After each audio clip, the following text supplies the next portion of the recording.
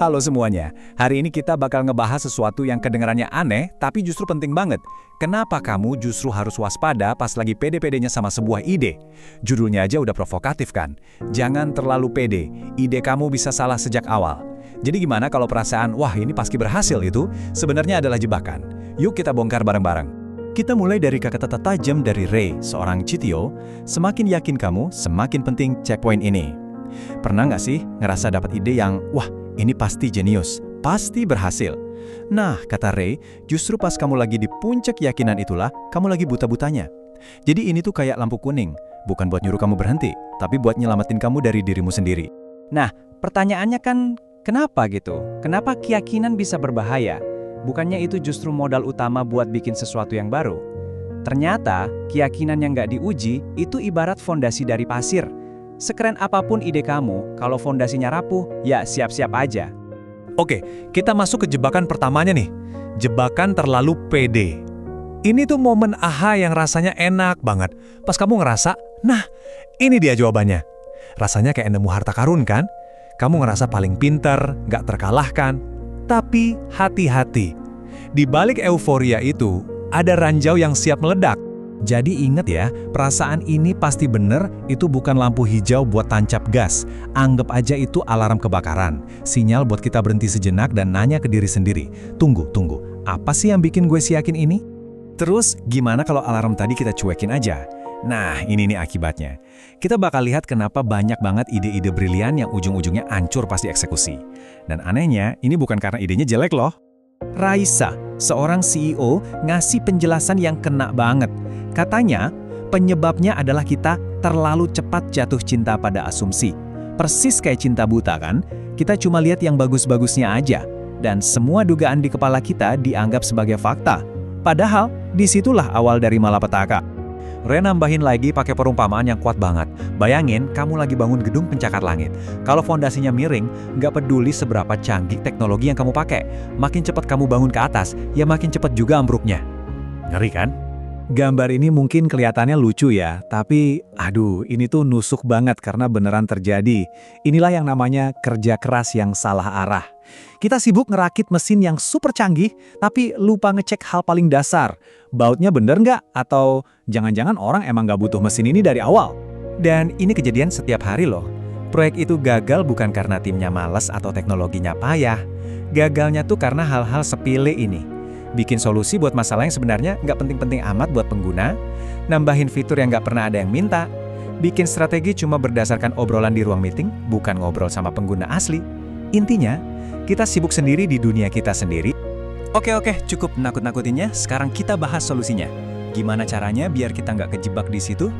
Jawabannya sederhana.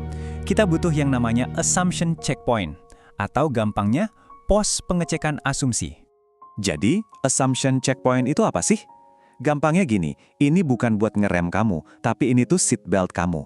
Titik henti yang sengaja kita buat nyelamatin waktu, uang, dan tenaga kita dari kerjaan sia-sia. Tujuannya cuma satu, nguji seberapa jujur kita sama pikiran kita sendiri. Di dunia kerja yang serba cepet, kita suka takut kan buat nanya ulang? Takut dianggap plin-plan atau nggak ngerti. Tapi Raisa ngingetin kita, justru kebalikannya. Bertanya ulang itu tanda kedewasaan profesional. Itu artinya kamu teliti, kamu hati-hati, kamu nggak ceroboh. Terus, caranya gimana? Oke, sekarang kita masuk ke dagingnya. Gimana cara praktis buat ngebongkar keyakinan kamu sendiri pakai alat yang simple, tapi wah, efeknya dahsyat. Namanya assumption map. Caranya gampang. Pertama, kumpulin tim. Terus, keluarin aja semua unek-unek, semua keyakinan soal ide ini. Tumpahin semua, jangan ada yang disensor. Kedua, pisahin. Mana yang udah ada buktinya, mana yang masih kayaknya sih, jujur aja. Ketiga, nilai risikonya. Kalau dugaan ini salah, seberapa hancur proyek kita? Keempat, ini yang paling penting. Tandain 1 atau 2 asumsi yang paling beracun, yang paling bisa bikin semuanya gagal total. Terakhir, paksa diri kamu buat jawab pertanyaan ini. Gimana ya kalau asumsi ini ternyata salah? Oke, dari semua langkah tadi, ada satu yang paling penting. Nemuin asumsi mana yang paling berisiko. Ini tuh kayak nyari bom waktu di proyek kamu. Asumsi yang kalau ternyata salah, ya udah, wassalam. Asumsi mana yang harus kita tes duluan? Lihat deh matriks ini. Fokus ke pojok kanan atas. Itulah zona bahaya. Asumsi yang dampaknya paling gede kalau salah, tapi buktinya paling minim atau bahkan nol. disitulah monster paling serem dari proyek kamu sembunyi. Biar kebayang, kita pakai contoh ya. Misal, idenya bikin platform buat ngebantu mahasiswa ngerjain skripsi. Asumsinya bisa banyak, mahasiswa susah cari referensi, dosen susah dihubungin, dan lain-lain. Tapi, asumsi paling berisiko, bom waktunya, mungkin lebih simpel. Apakah mahasiswa beneran mau pakai platform baru buat ngurusin skripsinya? Kalau ternyata jawabannya enggak, ya udah, semua fitur canggih yang kamu bikin, desain keren, semuanya bakal jadi sampah, produkmu cuma bakal jadi gedung kosong yang mewah. Jadi, inti dari semua ini tuh bukan buat ngebunuh rasa percaya diri kamu, bukan. Tujuannya adalah mengubah keyakinan buta jadi kesiapan yang matang. Dari cuma sekedar ngerasa yakin, jadi benar-benar siap ngedepin apapun kenyataannya nanti. Seperti kata seorang dosen, di dunia profesional, orang yang berani mengakui saya belum tahu, justru lebih dipercaya. Kenapa? Karena itu nunjukin kamu lebih mentingin kebenaran daripada ego kamu. Dan kejujuran kayak gitu, itu mahal harganya. Ray juga ngasih pukulan telak lagi nih. Teknologi gagal bisa diperbaiki. Arah yang salah jarang diberi kesempatan kedua. Bener banget. Betulin bug di codingan itu gampang.